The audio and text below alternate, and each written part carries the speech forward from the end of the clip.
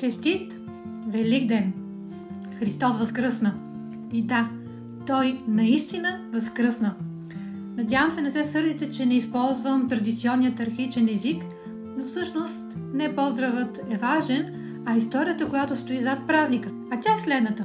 Преди много години нашият прапрадядо Адам и нашата прапрапрабаба Ева живеели щастливо, наслаждавали се на взаимоотношенията с Бога, наслаждавали се на многото възможности, които предстояли пред тях да опознаят света, да го открият. Но един ден си задали въпроса: наистина ли не трябва да ядем от това дърво, за което Бог ни каза да не ядем от него?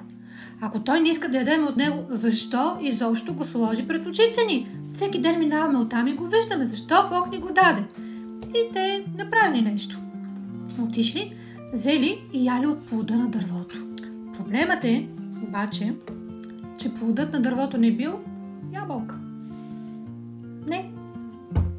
Плодът на дървото бил плодът на познаването на доброто и на злото. До този момент те не знаели какво е злото, но, за съжаление, злото било като смъртоносен вирус, като заразна болест, която влязла в тях, заразила цялото им тяло, духът им станал мъртъв, сърцето им потъмняло. И по-лошото е, че тази заразна болест се предавала по наследство. И от този момент нататък всеки човек, който се родял на земята, се е раждал заразен с вируса на злото и вируса на смъртта. От тук започнали войните, започнали престъпленията, болестите, болката, предателството, всяко нещо, което наранява сърцето ни, всяко нещо, което е зло. Най-лошото било, че се прекъснува връзката с Бога. Човека станал глух за Божият глас, сърцето му станало студено и не можел да се свърже и да общува с Бога както преди, да бъдат приятели, да чува гласа му. Точно за това било нужно да има някой, една личност, която да бъде абсолютно безгрешна и да бъде незаразена от вируса на злото, на греха, на бунта, за да може да отърве цялото човечество и всеки един човек от последствията на злото. Тогава се случило следното нещо. Исус казал: аз ще отида. Аз ще се рода като малко бебенце. Ще отида там, където хората живеят. Ще се рода като бебенце, ще стана голям човек, ще покажа кой е Бог и много повече от това. Цялата смърт, която е в човечеството заради греха, ще дойде върху мене на кръста.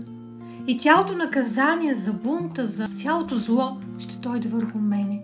Обаче Исус няма в себе си и сянка от зло, и сянка от грях. Затова, когато беше разпънат на кръста и преживя агонията на отхвърлянето на това да бъде отделен от Отец, беше погребан, на третия ден Той възкръсна. Нямаше какво да го задържи в ада, нямаше какво да го задържи в гроба. Божия дух го възкреси.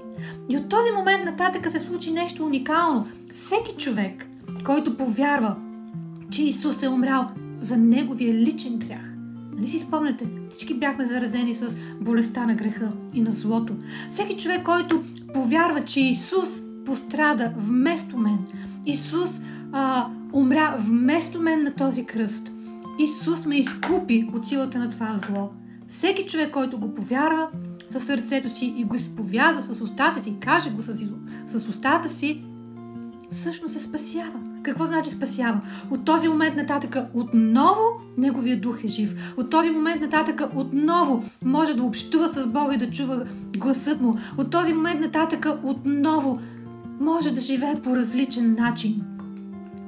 И един ден, когато животът на тази земя приключи, да отиде във вечността, където е Исус, където е Отец и където е Святия Дух.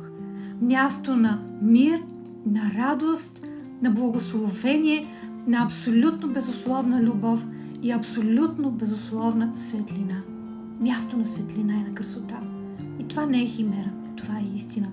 Така че, скъпи приятели, честит Великден! Прекрасен празник! Христос възкръсна! Христос наистина възкръсна! И не просто възкръсна, Той възкръсна за теб, Той възкръсна за мен, Той възкръсна за всеки, който ще повярва в тази истина и ще има вечен живот.